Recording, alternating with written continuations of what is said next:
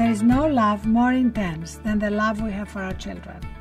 And wherever you find intense love, you're sure to find intense fear lurking just beneath the surface. The ease with which love can suddenly morph into fear has not exactly made parenting any easier in the modern era. As women, our fears about our children's safety become mixed up with our fears about our worth as parents. I'm convinced that when they take the baby out, they put the guilt in. And as more and more of us are juggling motherhood with jobs, this guilt only grows. I have found that one of the greatest ways to become a fearless mother is to give up the idea of doing it perfectly, indeed to embrace uncertainty and imperfection. The challenges I faced raising my 2 daughters are very different from the ones my mother confronted raising her 2 daughters. The world is a much more dangerous place, but some big truths have not changed. We can't mother alone. We won't make the right decisions all the time. And there is no greater gift we can give our children than our unconditional loving. Well, parenting for me has probably been one of the hardest things in terms of fear. I think being a parent helps you to be your best self ever.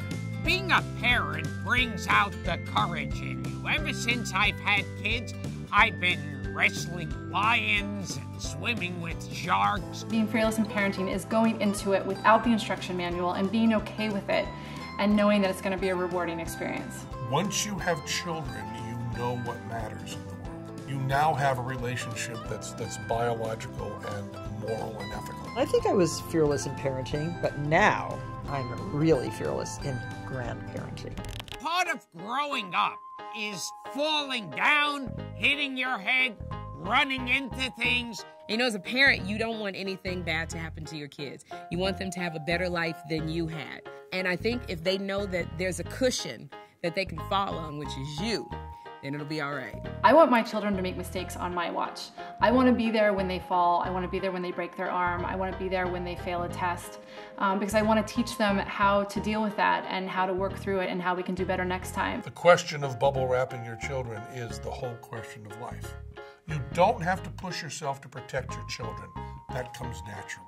I don't think kids are really bubble wrapped. I think they're overexposed. I think we are, shoving technology down their throats. They have to learn how to sew and cook and garden. A lot of parents are forgetting the good basics that children have to know to live a good, long, full life.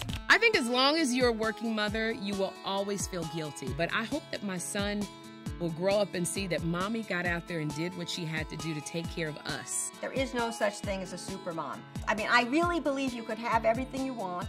Absolutely. In fact, I know it for a fact you can, but not all at the same time. Being courageous as a mom is knowing what you're capable of and delivering on it, and also not being afraid to ask for flexibility on how you are able to deliver on those results. You have to be fearless in parenting because your children are looking at you. And they're looking at you to provide certain things for them. Mothers have to teach their daughters, who then have to teach their daughters and their sons a sensible way of living. The courage to be a mom is you have to have a pretty thick skin. I think that you're going to be judged a lot by your friends, by your peers, by your coworkers, by your family members. And I think being a parent causes you to find courage within yourself to really believe in the decisions you make. It's a horrible time before your children are born when you worry that you're not up to it. And my advice to parents is just to tell you, yes, you are.